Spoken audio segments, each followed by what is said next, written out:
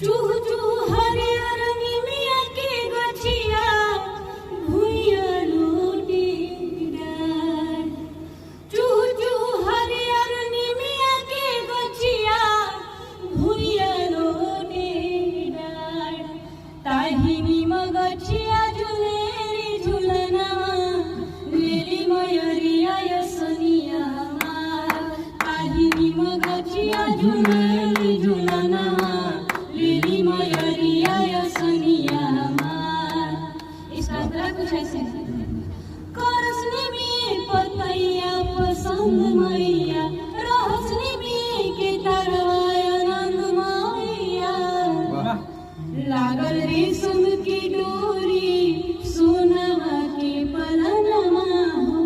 अब की झुरु झुरु बिनिया डोला वेला पवनमा हो। माई के लुभावे निम के पतैया मोहे सितरी बयार।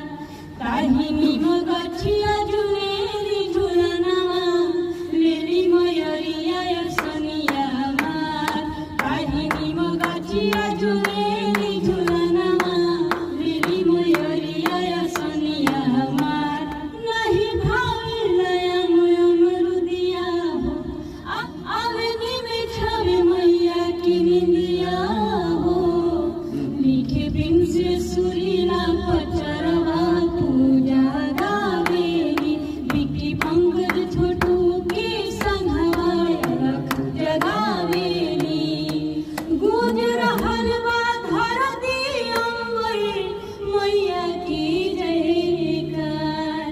ताही निम गछिया झुलेरी झुलनवा लेली मयरिया यसनिया मार।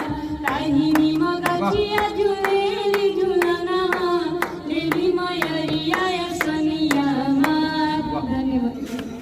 हम गीतकार बशीर सिलसिला ब्लॉग में स्वागत है। आज हम लोग स्टूडियो प्रेस जय के पास देवी गीत अच्छा सुंदर माता रानी का सॉन्ग हम लोग गानी कर रहे हैं। और साथ में हमारी सिंगर नानका कुमारी पूजा बहुत प्यारा गाती हैं और प्रेस भैया हैं। लीजिए इनसे कुछ हम लोग सुनते हैं और सदा आप लोग आशीर्वाद बनाए रखिएगा। नमस्कार, प्रणाम। हम गायिका नानका कुमारी पूजा और मेरा एक बहुत ही प्यारा सा सॉन्ग देवी गीत आ रहा है MM रिकॉर्ड स्टूडियो पिसौली से, जिसके म्यूजिक डायरेक्टर हैं प्रिंस मेहता भैया। और ये जो सॉन्ग आ रहा है इसका इनके जो राइटर है हमारे गुरुजी वशीर सुनीता जी हैं। ये भी बहुत ही अच्छा गाते हैं और लिखते भी बहुत अच्छा है। और वशीर सुनीता जी ये जो हमारे गुरुजी हैं इनके ही चैनल पे आ रहा है ये ब्लॉग। जय माता दी। कैसा लगा आप लोगों का सॉन्ग? रानी जी का भजन कैसा लगा? पूजा जी के आवाज में आप लोग आशीर्वाद कमेंट के माध्यम से बताइएगा। जय माता दी।